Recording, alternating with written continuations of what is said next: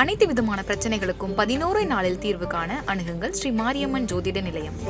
நீலம் புரொடக்ஷன்ஸ் பாரஞ்சித் தயாரிப்பில் ஊர்வசியின் அசத்தலான நடிப்பில் ஜேபேபி மார்ச் 8 முதல் திரையரங்குகளில். குறைந்த விலை நிறைந்த தரம், தங்கள் தேவைகள் அனைத்தும் ஒரே இடத்தில். ஜெயச்சந்திரன்.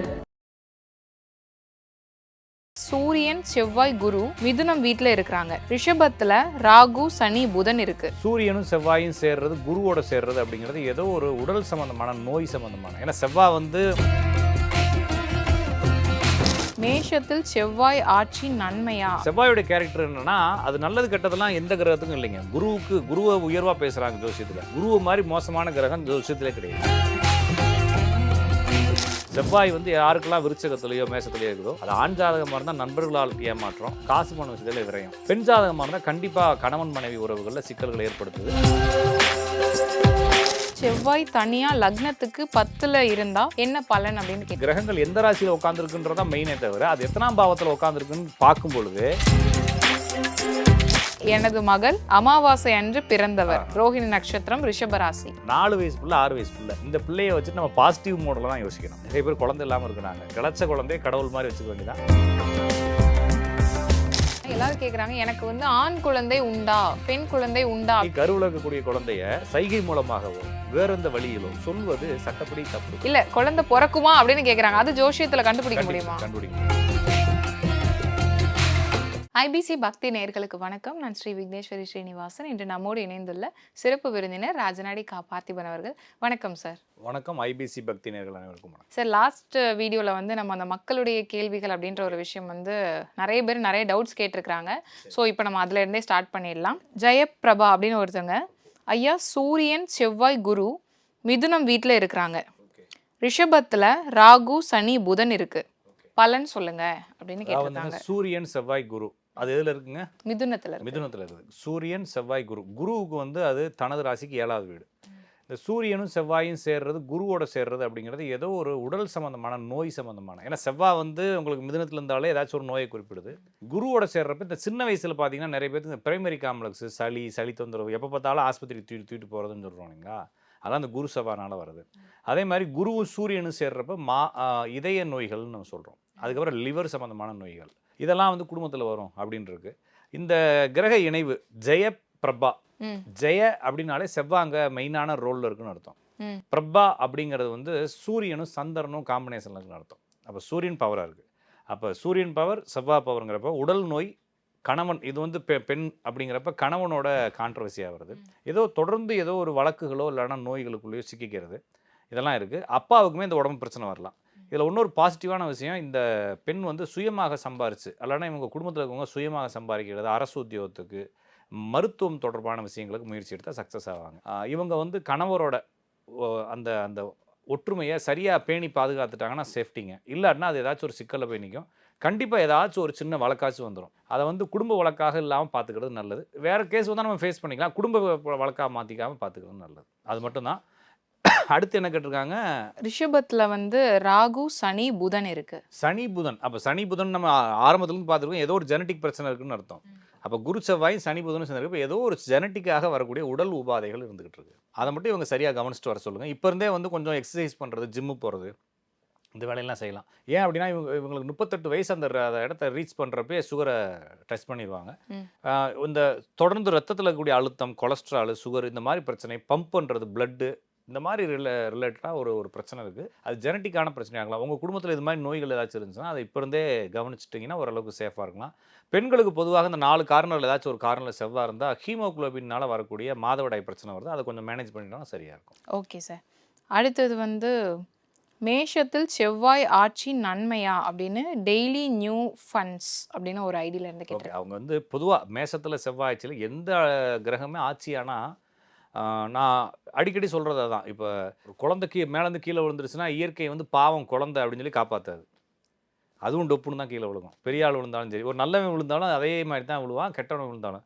நல்லது கெட்டது இது எப்படி இயற்கைக்கு அந்த இல்லையோ அது வந்து எப்பயுமே ஒரு எல்லாம் கலந்த ஒரு தன்மையை கொடுக்குமோ அதே மாதிரி கிரகங்களும் எல்லாம் கலந்த தன்மையோடு இருக்குது. அது ஆட்சி ஆயிடுச்சு அப்படின்னா பவர் ஆயிடுச்சுன்னு அர்த்தம். அவ்வளோதான்.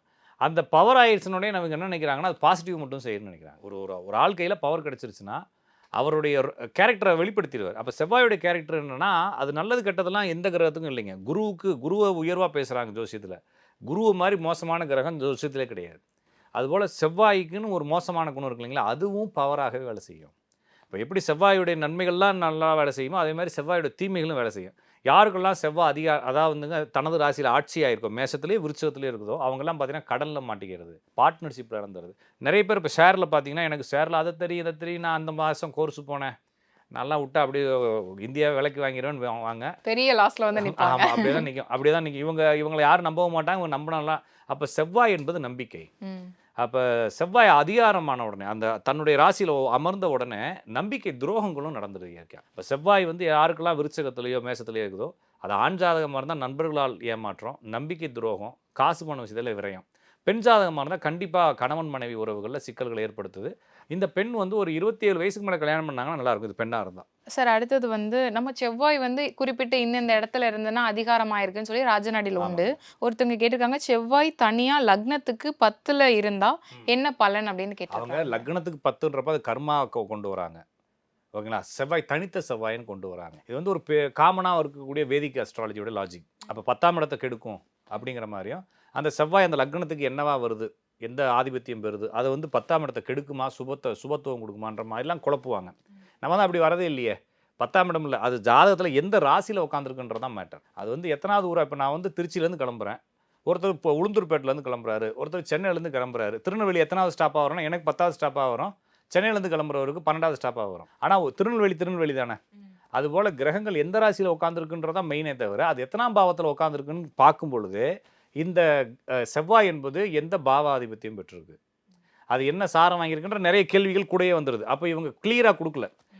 நீங்கள் கிளியராக கொடுக்காட்டினா ரொம்ப ஈஸி. நம்ம ராஜநாடி அப்படிங்கக்கூடிய மெத்தடில் ரொம்ப ஈஸியாக பேசுகிறோம். ஒரு கிரகம் எந்த ராசியில் உட்காந்துருக்குன்னு சொன்னால் நான் சூப்பராக சொல்லி கொடுத்துருவேன். நீங்கள் ரொம்ப தெரிஞ்சது மாதிரி அந்த வீடியோவும் பார்த்து இந்த வீடியோவும் பார்த்து குழப்பிக்கிட்டு இருந்தீங்கன்னா நீங்களும் பதில் எடுக்க முடியாது இல்லைங்களா. அப்போ செவ்வாய் பொதுவாக 10ஆம் இடத்துல உட்காந்தா தொழில் ரீதியாக கடன்களையும் நண்பர்களால் துரோகங்களையும் கொடுக்குது. இவங்க வந்து என்னென்னா கடைசி வரைக்கும் வராத நண்பர்கள், கரெக்டாக எது செய்யணும் அப்படின்னு நினைக்கிறோமோ அந்த இடத்துல அந்த நண்பன் இருக்க மாட்டான், ஃபோன் பண்ணால் சுவிச் ஆஃபில் இருக்கும். அது மாதிரி ஸ்டிக்கரில் மாட்டிக்கிறாங்க. சார் ப்ளீஸ் டெல் அபவுட் சூரிய dasha from 6th house from மீனம் ஃபார் துலாம் லக்னம். ஓகே, அதாவதுங்க அவர் ஆறாம் இடத்துல ஆறாவது வீடு ஓகே, அந்த இடத்துல இருக்குதுன்றதுனால அது சூரிய தசைன்றதுனால ஏதோ ஒரு பயத்தில் தான் அந்த கேள்வி கேட்குறாரு. பொதுவாக சூரிய தசை அப்படின்னா என்னத்து விஷயத்தில் பயப்படணும் அப்படின்னா, தந்தையுடைய உயிர், குழந்தைகளினுடைய வாழ்க்கையை பற்றி பயப்படணும். யாருக்கு வேணாலும் பாருங்கள், தந்தைக்கு பெரிய அளவில் பிரச்சனை, ஹார்ட் ஆப்ரேஷன் பண்ணது, ஆள் இறந்துடுறது, ரொம்ப சீரியஸாக போய் மாட்டிக்கிறது. அப்பாவுக்கு வாழ்க்கையில் மிக முக்கியமான ஒரு பஞ்சாயத்து நடந்தது எப்போன்னு பார்த்தீங்கன்னா இந்த சூரிய தசை. அதே மாதிரி யாராச்சும் ஒருத்தவங்க அரசியலுக்குள்ளே நுழையிறது, அவருக்கும் அரசியலுக்கும் தொடர்பே இருக்காது, திடீர்னு பார்த்தீங்கன்னா அரசியலுக்கு நுழைஞ்சிருவார். ஒரு கம்பெனியில் யூனியன் ஆரம்பிப்பாங்க, அதில் போய் நின்றுக்குவார். வீட்டில் ஒரு சொசைட்டியில் ஒரு குடியிருப்பு சம்மந்தமான ஒரு சங்கம் ஆரம்பிப்பாங்க, அதில் போய் ஒரு பேர் வச்சுருப்பாங்க, செயலாளர்னு ஒரு பேரை போட்டு வச்சுருப்பாங்க. இது மாதிரி வாலண்டரியாக போய் ஏதாச்சும் ஒரு லோக்கல் பொலிட்டிக்கல் போய் மாட்டிக்கிறது, அது வழியாக பயத்தையோ பிரச்சனையோ ஏற்படுத்திக்கிறது. புதிய தொழில் ஆரம்பிக்கிறது, ஒருவேளை புதிய தொழில் ஆரம்பித்தா அவர் ஜாதகம் நல்லா இருந்தால் பிரச்சனை இல்லை, இல்லாட்டினா அந்த டவுன் ஆகக்கூடியது ஆரம்பித்ததுனால தான் தோற்று போயிட்டாருன்ற மாதிரி. அப்போ இந்த சூரியன் என்பது துவக்கங்களை துவங்குகிறது, அதே நேரம் முக்கியமான தலைமையில் இருக்கக்கூடிய எல்லாத்தையும் அடித்து காலி பண்ணுது. இந்த சூரிய திசையில் தான் பார்த்தீங்க அப்படின்னா உயர் அதிகாரிகள்கிட்ட பெரிய அளவில் விரோதத்தை வளர்த்துக்கிறது. காரணமே இருக்காதுங்க. ஒருத்தனை பார்த்தா நம்மளுக்கு கோபமாக வரும், அதுவும் ஆஃபீஸராக இருப்பான், அவனை பார்த்தாலே படபடன்னு வரும், கோபமாக வரும். அவனுக்கும் நம்மளை பார்த்தா அவனுக்கு என் பொண்டாட்டியை பார்க்குறத விட நம்மளை அதிகமாக கோபமாக பார்ப்பான், நம்ம மேலே ஒரு வன்மமாகவே பார்ப்பான். ஆனால் அவனை பார்த்து அவனுக்கும் நம்மளுக்கும் அந்த தொடர்பே இருக்காது. ஆனால் அது நம்மளுக்கு மேலே இருக்கக்கூடிய அதிகாரி, நம்மளுக்கு சூரிய தசை நடக்குதுன்னு அவனுக்கு தெரிஞ்சிடும் போலகுது, அப்படியே பார்ப்பான். அந்த மாதிரி நம்மளுக்கு மேலதிகாரிகள், குடும்ப பொறுப்பில் இருக்கவங்களோட விரோதத்தையும் அவங்களுடைய இழப்புகளையும் ஏற்படுத்துகிறது இந்த சூரிய திசை. அது 6ஆம் இடத்துல இருந்தாலும் சரி, 4ஆம் இடத்துல இருந்தாலும் சரி, 5ஆம் இடத்துல இருந்தாலும் சரி, அது நடத்துது. சரிங்களா. ராகுல் நேமுக்கான பலன் கேட்குறாங்க. ராகுல் அப்படிங்கிறது ராகு தான். அடுத்து வந்து சந்திரனுடைய பேர், சந்திரன் ராகுவும் ராகுல் தான். அப்போ ராகுல்ங்கிறது சந்திரனுடைய ராகுங்கிறப்ப ஃபாரின் ஜாபுக்கு போகலாங்க, வெளிநாடு வெளியிடங்களுக்கு போகலாம், உணவு சம்மந்தமான. இப்போ சந்திரனுடைய தொழில்கள் நம்ம சொல்லிட்டு வரோம் இல்லைங்களா, ஐடி, மீடியா, மார்க்கெட்டிங், அட்வர்டைஸ்மெண்ட்டு, இது மாதிரி தொழில்கள், இந்த மாதிரி தொழில்களுக்கு போகலாம். ராகுல் அப்படிங்கக்கூடிய நபர்கள் கட்டுமானங்கள் சம்மந்தமான தொழில்களுக்கு போகலாம். அடுத்து தமிழரசன் அப்படின்னு ஒருத்தங்க, சார் அது எப்படி உங்களுக்கு தெரியுமா, வீடியோ பார்ப்பவர்கள் உரல், ஆட்டுக்கள் ஆகியவற்றை பார்ப்பர் என்று 100% உண்மை, நான் பார்த்தேன். போன தடவை நம்ம சொல்லியிருந்தோம், இந்த வீடியோ பார்க்குறவங்க கல், உரல், கிரானைட் இதெல்லாம் பார்ப்பீங்கன்னு. அதை அவங்க சொல்லிக்கிறாங்க. அது வந்து செவ்வாய் நம்ம சொல்லித்தான் சொன்னோம். செவ்வாயை பற்றி பேசுகிறோம்.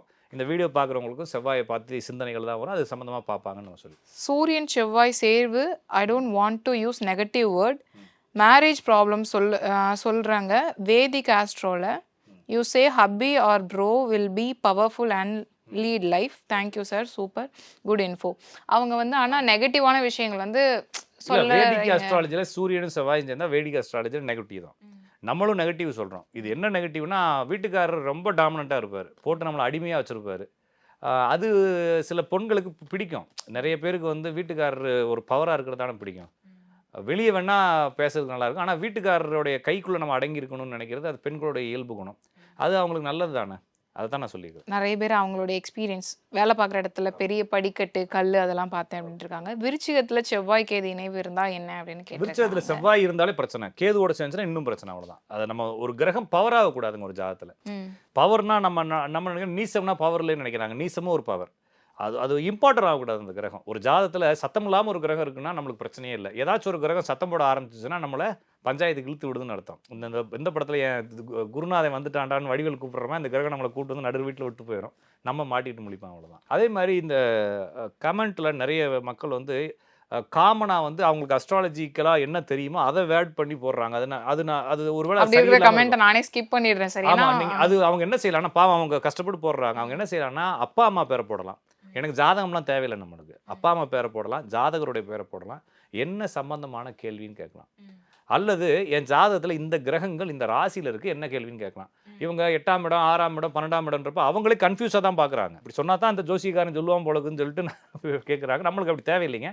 சாதாரணமாக, ஏன்னா நம்மளுடைய மெத்தடே வந்து சாதாரண மக்களுக்குனால அவங்களுக்கு எப்படி சொல்லணும்னு தோணுதோ அப்படி சொல்லுங்கள். எனக்கு எதுவுமே தெரியாது சார் ஜாதகத்தில், பேர் சொல்லட்டா அப்படின்னா சொல்லுங்க. உங்கள் அம்மா அப்பா பேர் உங்கள் பேரை சொல்லிட்டு எனக்கு இந்த பிரச்சனைக்கு எப்போ சரியானு கேளுங்க, நான் சொல்கிறேன். அது சம்மந்தமாக ஏதாச்சும் ரிலேட்டடாக கேள்வினாலும் கேளுங்க. ஓகே, இப்போ எனக்கு வந்து ஏதாவது ப்ராப்ளம் இருக்கு, நான் அந்த வீடியோ பார்க்குறேன்னா என்னோட பேர், என் அப்பா அம்மா பேர், இதை போட்டுட்டு என்னோட கேள்வி என்னன்றதை கேட்டுட்டு, அப்பா அம்மா பேர்லாம் போட்டால் கண்டுபிடிச்சிருவானு சொல்லி தோணுச்சுன்னா உங்கள் பேர் மட்டும் போட்டுட்டு இது மாதிரி பிரச்சனை இருக்குன்னு சொல்லுங்க, நான் அது என்னன்றதை சொல்கிறேன். சரி, ஓகே.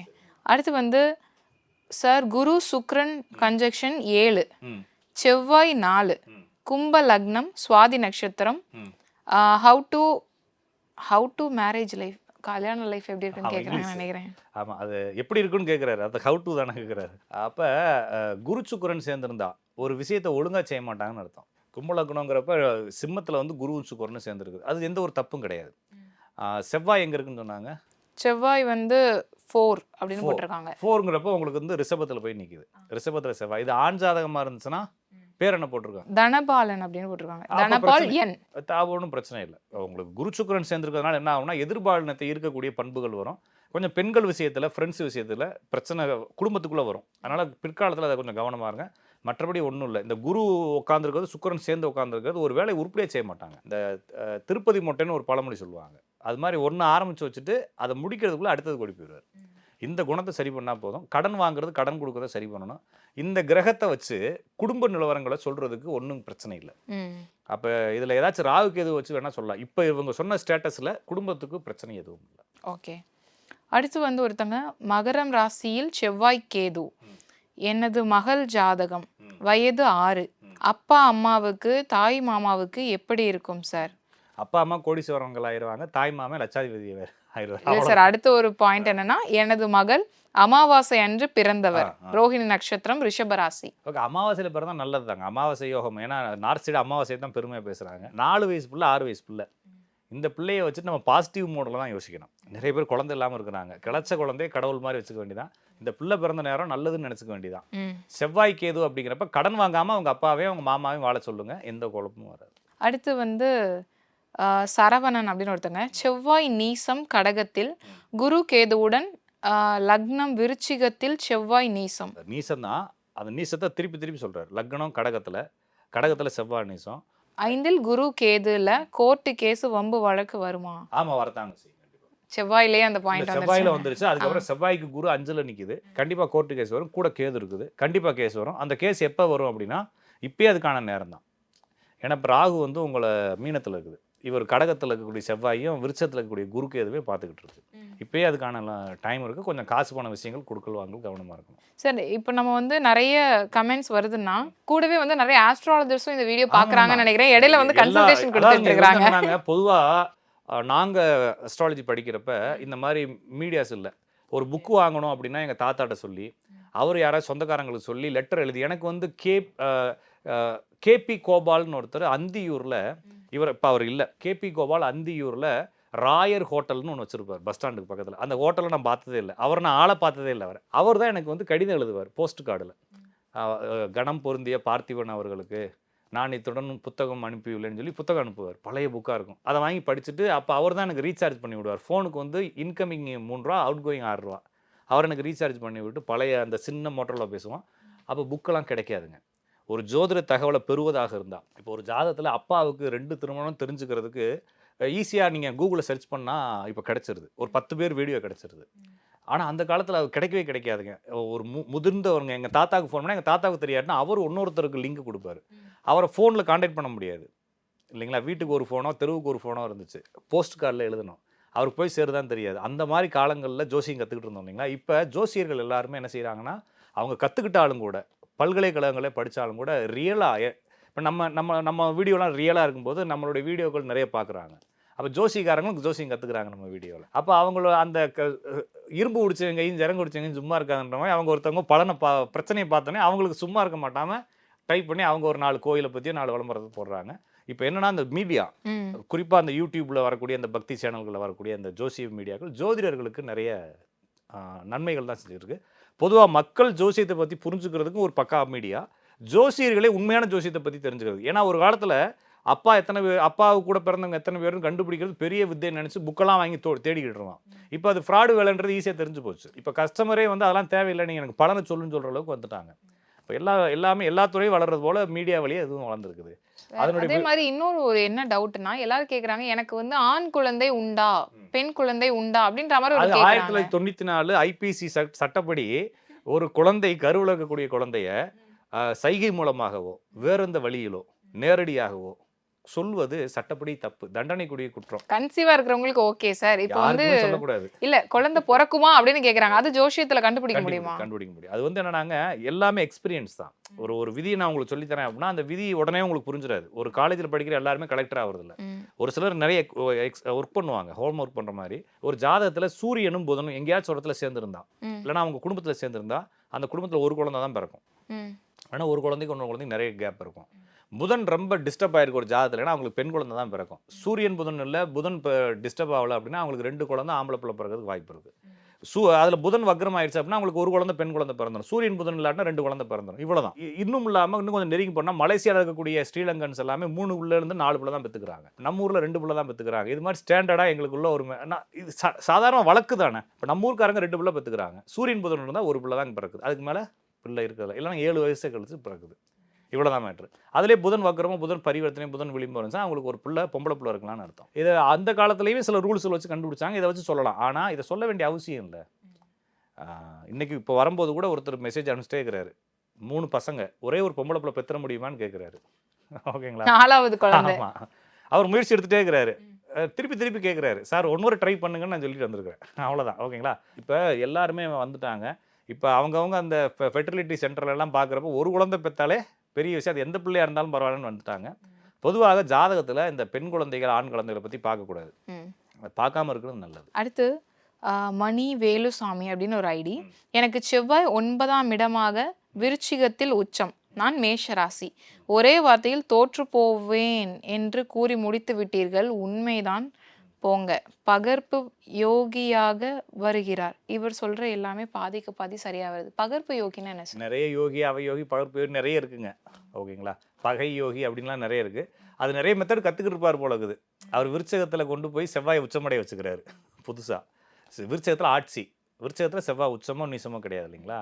சரி, அவர் கன்ஃபியூஸில் இருக்கிறாரு. நம்ம சொல்றதுல பாதி ஓகேன்னு சொல்றாரு, மீதியை கொஞ்ச நாள் கழிச்சு அனுபவிச்சுட்டு மீதி சொல்லுவாரு. ஓகே, இன்னொருத்தங்க வந்து சார் சந்தோஷ் அப்படின்னு ஒருத்தங்க, பாசிட்டிவாவே நீங்க பேச மாட்டேங்கிறீங்க, எப்போவும் எந்த கிரக சேர்க்கைக்கும் நெகட்டிவா தான் சொல்றீங்க எல்லா வீடியோலையும், கொஞ்சம் பி பாசிட்டிவ் அப்படின்னு உங்களுக்கு சஜஷன் கொடுத்துருக்காரு நான் சார். பாசிட்டிவா தான் இருக்கேன். நான் பாசிட்டிவ் அதாவது வந்துங்க, நான் என்ன சொல்றேன்னா, ஒரு டாக்டர் வந்து பாசிட்டிவா இருக்க வேண்டிய அவசியம் இல்லை இல்லைங்களா? வரவங்களுக்கு பூரா ஊசிலாம் போடக்கூடாது, நீங்க சரியா போயிருவீங்க, நல்லா இருக்கு, போயிட்டு வா அப்படின்னு சொல்ல வேண்டிய அவசியம் இல்லை. நம்மளை தேடி வரவங்களுக்கு ஏதோ ஒரு பிரச்சனையாக தேடி வராங்க, அந்த பிரச்சனையை நம்ம கண்டுபிடிக்க தெரியணும். ஃபர்ஸ்ட் கேன்சரோட ஒரு பேஷண்ட் வராங்கன்னா அந்த கேன்சர்ன்றதை கண்டுபிடிக்க தெரியணும். நான் பாசிட்டிவான ஆள், கேன்சர் செக் பண்ண கூட மாட்டேன்னு சொன்னால் அவர் டாக்டரே கிடையாது. இப்போ நம்ம ஜாதகத்தை பார்க்குறப்ப எதுக்காக ஒரு ஜாதகரை நோக்கி வராங்கன்னா, நான் நல்லாவே 2 வருஷமாக இருக்கேன் சார், போர் அடிக்குதுன்னு யாரும் வரதில்லை, வாழ்க்கை முன்னேறவே முடியல சார்னப்போ அவருக்கு என்ன பிரச்சனைனால முன்னேற முடியல. இப்போ சைக்கலாஜிக்கலாக ஒரு பேஸ் இருக்குங்க. ஒருத்தர் வராரு அப்படின்னா, சார் நேற்று இருந்து வயிறு வலிக்குது அப்படின்றப்ப அவர் என்ன மைண்ட் செட்டில் இருப்பார் அப்படின்னா, புரோட்டா சாப்பிட்டேன் சார் வயிறு வலிக்குதுன்னு. ஆனால் அவருக்கு ரியாலிட்டியாக வேறு பிரச்சனை இருக்கும். அதை டாக்டரை செக் பண்ண கூட அவர் அனுமதிக்க மாட்டார். எப்போ பார்த்தாலும் அதே பிரச்சனையை சொல்லியிருப்பார். அவர் அந்த பிரச்சனையாக தான் இருக்குன்னு நினச்சிக்கிட்டே இருப்பார். ஆனால் செக் பண்ணுறப்ப கேன்சராக இருக்கலாம். அப்போ டாக்டர் வந்து இவன் வந்து புரோட்டா திங்கிறதுன்னு நினச்சிக்கிட்டு இருக்கான், இவனுக்கு கேன்சர் மருந்து கொடுக்கக்கூடாதுன்னு சொல்ல முடியாது. அப்போ என்னன்றதை ரியலாக கண்டுபிடிக்கணும் இல்லைங்களா? பிரச்சனையை கண்டுபிடிக்கணும், அதை சொல்லணும். இது உடம்பு ரீதியாக இருக்கிறத விட்டுருங்க, மனோ ரீதியாக. இப்போ எனக்கிட்ட நிறைய கஸ்டமர் வராங்க. நேற்று ஒரு லேடி, அவங்க என்ன சொல்கிறாங்கன்னா, எங்கள் வீட்டுக்காரர் சொல்கிறத கேட்கவே மாட்டுறாங்க, இத்தனை வருஷமாக போராடுறேன், 2 பிள்ளை பத்தாச்சு, நான் விட்டு வந்துடலாமான்னு தோணுது. 2 பேர் லவ் மேரேஜுங்க, விட்டு வந்துடலாமான்னு நினைக்கிறேன். எதுக்குங்க அப்படின்னா, நான் ரொம்ப குண்டாக இருக்கேன் அந்த ஆள், நான் ஃபீல் பண்ணுறேன், நான் ரொம்ப குண்டாக இருக்கேன்னு அந்த ஆள் சொல்கிறாரு அடிக்கடி. அப்படின்னு நீ குண்டாக இருக்கிறதுனாலாம் யாரும் வெறுக்கிறது இல்லைங்க அப்படின்னு சொல்கிறப்ப கொஞ்ச நாள் பேச அப்புறமா என்ன தெரியுது, இவங்களுக்குமே வந்து ஒரு க்யூரியாசிட்டி, நம்ம வீட்டுக்காரர் இப்படி இருக்காருன்னு. அப்போ என்ன அங்கே நடந்துக்கிட்டு இருக்குன்றத கவுன்சிலிங் கொடுக்கணும் இல்லைங்களா? அவங்க ஒன்று நினச்சிக்கிட்டு இருக்கலாம். எல்லா இடத்துலையும் பாருங்கள், எனக்கு இந்த நோய் இருக்குன்னு நோயாளி நினைப்பாங்களே தவிர அது நோய் இல்லாமல் போகும். அது டாக்டர் ஓப்பன் பண்ணி சொன்னால் தான் அவங்களுக்கே ஏற்றுக்குவாங்க. அது வரைக்கும் அவங்க என்ன செய்வாங்கன்னா, புரோட்டா சாப்பிட்றது மட்டும் நிறுத்திக்குவாங்க வயிறு வலிக்கிறதுக்கு. ஒருவேளை கேன்சராக இருந்தால் அப்போ அவங்க செக் பண்ணுறப்ப கேன்சர்னு சொன்னால் தான் அது புரோட்டா காரணம் இல்லை, கேன்சர் மருந்து சாப்பிடணும்னு தோணும். இல்லைங்க சார் வயிறு வலிக்குது செக் பண்ண தேவையில்லை, புரோட்டா சாப்பிட்ருப்பார், ஆமாம் சார் அதுதான் காரணமாக இருக்குன்னு நான் சொல்லி அனுப்பிச்சேன்னா கொஞ்ச நாள் அது முத்திரும் இல்லைங்களா? அவள் ரியல் பிரச்சனை என்னன்றதை சொல்லணும். அதுக்கு நான் மருந்து கொடுக்க போகிறதில்ல, ஆனால் நீங்கள் புரிஞ்சுக்கணும் தானே. அப்போ ஒரு மனைவிட்டு நான் சொல்கிறேன், மேம் உங்கள் வீட்டுக்காரர் இப்படி தான், காரணம் என்னென்னா அதுக்கு உங்கள் ஜாதகம் காரணம். நீங்கள் யாரை கல்யாணம் பண்ணியிருந்தாலும் அந்த ஆள் இப்படி தான் மாற்றிருக்கும். அப்போ நீங்கள் என்ன செய்யணும்னா, லவ் பண்ணுங்க, வர இனிமேல் நாளைக்கு இருந்து விட்டு கொடுங்க. ஏன்னா பிரச்சனை உங்களோட தான். அந்த ஆள் பாவம் நல்ல மனுஷனை கூட்டு வந்து உங்கள் தலையில் கட்டி வச்சு அவருக்கு கெட்டு போச்சுன்றப்ப அவங்க ரியல் புரிஞ்சுக்கிறாங்க. சரிங்க சார் நீங்கள் சொல்கிறது புரியுது, சில நேரத்தில் கோவம் வருது சார், சில நேரத்தில் நீங்கள் சொன்னதை நான் யோசிச்சிருக்கிறேன், நான் இனிமேல் யோசிக்காதமா, அதுதான் உண்மை, நீ தான் பிரச்சனை, நீ வந்து எது வந்தாலும் அவர் காலில் விழுந்துரு, சரண்டர் ஆயிரு, இது பண்ணிடு. யார் ஆஃபீஸில் போகிற எவனுக்கோ பார்த்து சிரிக்க வேண்டியது இருக்குது, எவன்கிட்டே பதில் சொல்ல வேண்டியது இருக்குது, வீட்டுக்காரன் தானே போவே பரவாயில்ல விட்டு கொடு, 2 நாளில் சரியாயிரும் பிரச்சனைன்னு சொன்னேன். இது புரிஞ்சுக்கிட்டாங்கன்னா பிரச்சனை சால்வ், அவ்வளோதான் இல்லைங்களா? அப்போ அதைத்தான் நான் பாசிட்டிவ்ன்றது முக்கியம் இல்லைங்க, ஏன்னா பிரச்சனை என்னோடது இல்லை, ஜாதகத்தில் இருக்குது, அது சொன்னால் தானே அவங்க புரியும். அனைத்து விதமான பிரச்சனைகளுக்கும் 11 நாளில் தீர்வு காண அணுகுங்கள் ஸ்ரீ மாரியம்மன் ஜோதிட நிலையம். நீலம் புரொடக்ஷன்ஸ் பாரஞ்சித் தயாரிப்பில் ஊர்வசியின் அசத்தலான நடிப்பில் ஜேபேபி மார்ச் 8 முதல் திரையரங்குகளில். குறைந்த விலை, நிறைந்த தரம், தங்கள் தேவைகள் அனைத்தும் ஒரே இடத்தில். ஜெயச்சந்திரன்.